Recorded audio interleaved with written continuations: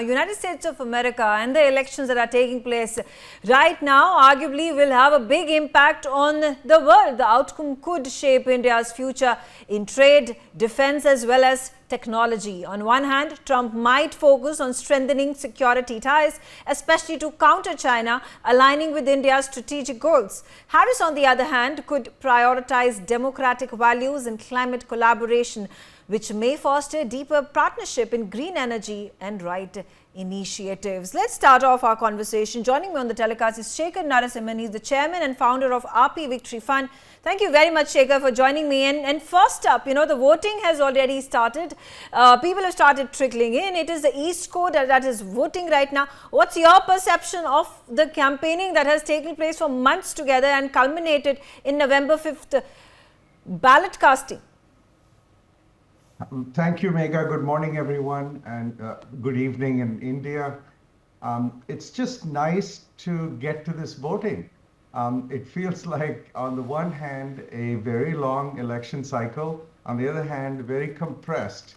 It's literally 106 days since Kamala Harris became the nominee of the Democratic Party. So compressed in that sense. Very exciting because this is a very close race. It's being fought predominantly in 7 states, which are called the battlegrounds. Voting has begun, as you said. I was driving around in Northern Virginia today, where I live, and clearly the school lots are crowded. There's a tremendous amount of energy. Almost half of Americans who are eligible to vote have already voted. About 80 million have cast their ballots, including a very large percentage, up to 50% in these 7 battlegrounds. So turnout, obviously we are encouraging everybody to go out to the polls and vote that's eligible to vote, number one. Number two, while the lines may be long, they are moving quickly. So there's no good excuse for saying, I don't have the time, particularly today, which is critical election. How are we feeling on the Kamala Harris side? I would say cautiously optimistic. Okay. There's been a real surge in the end, and so hopefully the results are what we hope for. Right, absolutely. Talking about the Indian American vote, now there had been trends that had been focusing on how the Indians living in America, the diaspora over there, has voted traditionally versus what are their expectations and are they leaning towards one party over the other. And there has been a significant drop in the number of Indians who at one point of time used to vote for Democrats, and then their vote suddenly shifting towards the Republicans. What do you think about it? Do you think these predictions and projections are correct? Great questions, Megha. We're going to find out. I think we can all speculate, but today is the day that we're voting. Look, there are over 400,000 eligible Indian American voters in the 7 battleground states, 425,000 approximately. About 25% of them are what we would call new voters, i.e. those who are going to vote for the very first time ever, or are going to vote for the very first time in the 7 states. So they've turned 18, they've become new citizens, and they've moved into these 7 battlegrounds. It's hard to predict how the new group votes, but I can tell you generationally, for those that came to this country as immigrants like myself and I think Dr. Shivanji, we have a different perspective than the young people who came to who were born and brought up in this country. Clearly, the next generation and the one after it, my grandchildren as an example, tend to be more leaning towards, this is all about America, American politics, American democracy. Whereas the first generation like myself or immigrants tend to think a lot about how does this impact India and US-India relations. We are going to try to make our children and grandchildren care about that too. But in the small scheme of things, I expect a very high turnout in the Indian American group. Campaigning in Michigan and Georgia specifically, on the ground, we have seen the energy being lifted up by the fact that we have Kamala Harris on the ticket. And so from my perspective, there's a young man, for example, in Georgia named Ashwin Ramaswamy, who's running for state senate in a very Republican district in Johns Creek, Forsyth County, Georgia. It's a swing county. It's a county that if it goes 40% Democrat, has moved 20 points, it's largely going to be because of the Indian American and the South Asian vote. So Right. having young people energized and running, I personally think we'll see huge turnout, and I think we'll hold to about 2/3 voting Democrats and a third Republican. Okay, all right. Also talking about, you touched upon a very important, crucial subject. How are India-U.S. ties going to look like if either of the candidates were to come to power? Now there has been a very aggressive policy that Trump has at this point of time been advocating in building out his narrative about putting tariffs. Now, how does this impact India? Look, tariffs are a club instrument. They need to be used to make sure that there is a level playing field. But the way Trump talks about it bluntly, it really is, almost like he thinks it's a solution to all problems. It will actually increase costs in the United States and will actually create inflation. We have to be very careful in the use of those kinds of instruments. From my perspective, the good news of since I came to this country, and we have seen the outgrowth of our energy on the political space, is that India-U.S. relations are a bipartisan issue. There are probably just as many Democrats as Republicans who think it's the most important strategic relationship the U.S. has. So I do not see any negative to either candidate getting elected. I do think that, quite honestly, on foreign policy, Trump is unpredictable. So I can't tell you that I'm not sure that anybody knows exactly what he's going to do on a given day. But I would prefer Kamala Harris because I think we will have predictive politics. We will have a person whose mother was born in Chennai. There is a relationship there that's filial and heritage bound. I personally think we'll be better off. We'll have a stabler relationship and not one where small issues of divergence of opinions balloon into large negative outcomes. But do you think frankly, Kamala Harris India has will kind of be worse. downplayed her Indian origins? She has, she's pandering more to the black vote and talking about her Jamaican origins more than her Indian roots. Maya, that's a great point. I think, the truth of the matter is that there are many blacks who don't think she's black enough, and there are many Indians who say she's not Indian enough. From my point of view, and honestly, my son and grandchildren, they don't give a rat's, They want her to be a true American. She embodies a biracial, first-generation immigrant that lives in America, is American to the core, absolutely does acknowledge her Indian heritage. Her sister was on the campaign trail with me on Sunday. We were lighting diyas and wishing everyone happy Diwali. I don't know what else is expected that a candidate should wear a sari and wear a bindi in order to become Indian. That's BS. So bottom line, I think she's a great American. She's a true inspiration story. And I hope certainly that the voters of America make that decision as well tonight. Okay, all right. Stay on with me, Shekhar. I'm also being joined at this point of time, Dr. Sampath Shivangi, President of the Indian American Forum for Political Education. Thank you, Dr. Sampath. And the same question for you. Now, India-U.S. trade ties, diplomatic ties, strategic ties. Now, what do you think is going to be the difference if Trump were to come to power or if Kamala were to take the reins of America?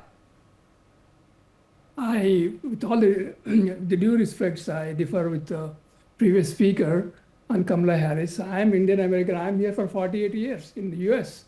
So I have more American heritage than India because I'm here more than in India. But still, I carry my instincts of India very much. I was with Kamala Harris twice at lunchtime, along with Prime Minister Modi ji in the White House, and the other one just 8 months ago in the State Department. She gave a lunch to Prime Minister Modi, and I could see any harmony in between those two. They hardly spoke with each other, sorry to say that.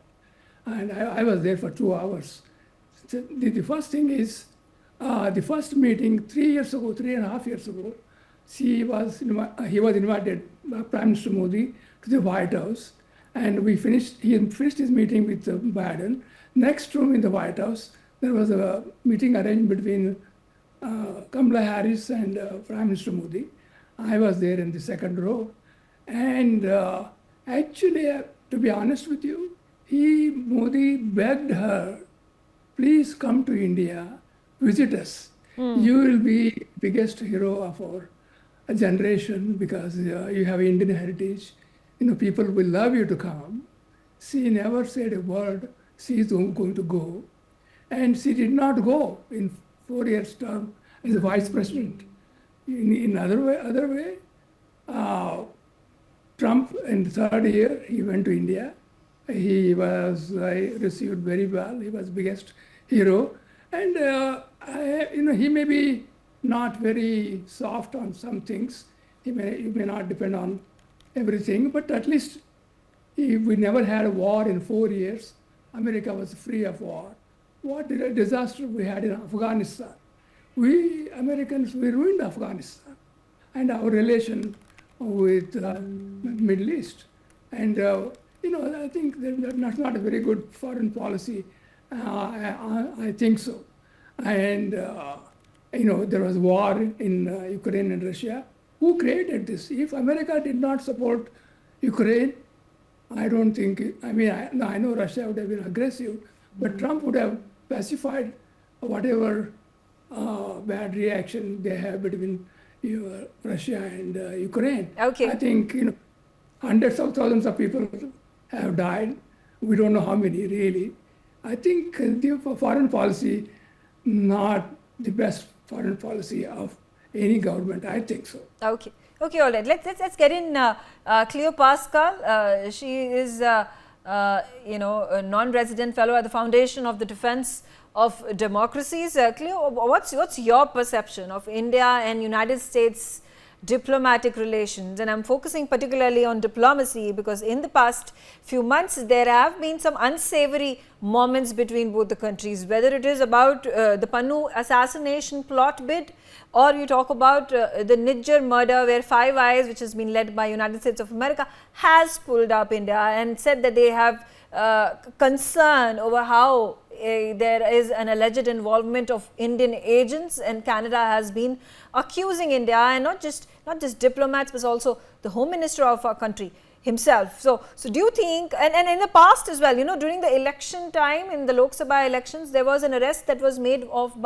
the Delhi Chief Minister Arvind Kejriwal, and there was a very strong statement that came in from the US State Department saying that we are raising concern.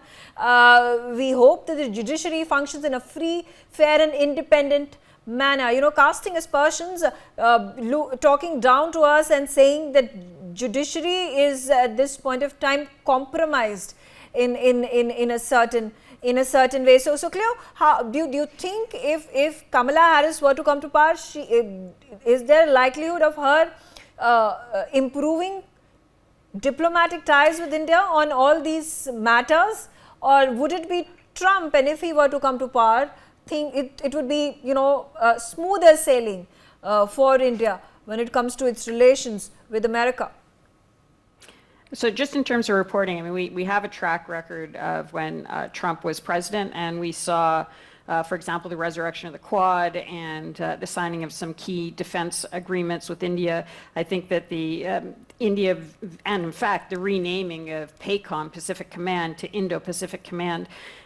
So we saw a view of India that was much more of a major regional player, if not a global player, from the people in the Trump administration.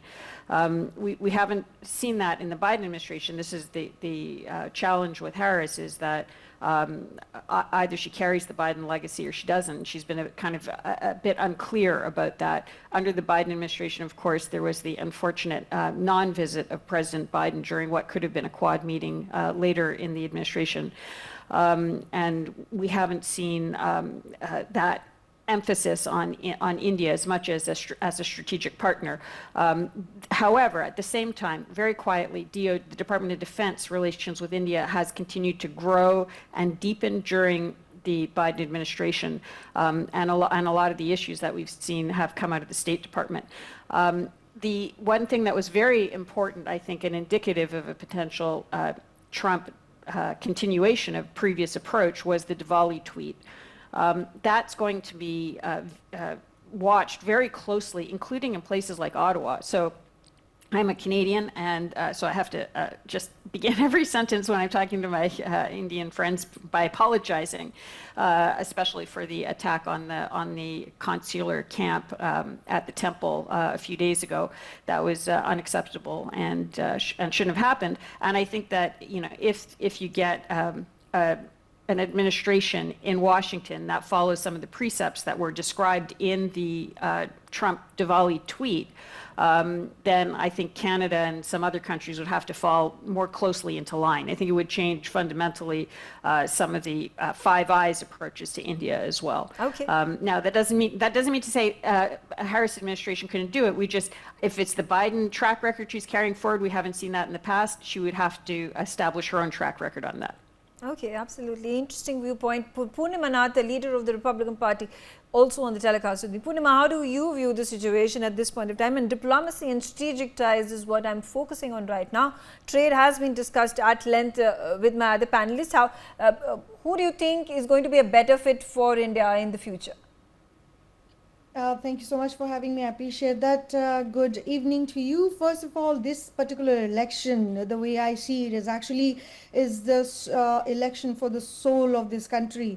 It's either nationalism versus communism. It's either fascism versus freedom, whether it's a democracy versus dictatorship in this country at this point of time. There's no doubt that Trump presidency in 2016 was much better for the regular common working class people of this country, whether it's a domestic policies, inflation, energy dependency, or crimes on the street, wages, and a few bucks of change in your pocket, to the foreign policy not starting a new war, was a massive change for this country. And he is not a career politician. Kamala Harris is. With Afghanistan withdrawal and to shunning Indian people, and also literally putting her middle finger to the Indian population and constantly using, abusing, and weaponizing Indian population, saying that she has Indian descent. She also has a Chinese name, He Jinli or something. But how many times did she actually visit India? She shoved Kashmir agenda on the Hindu people. She did not visit in India.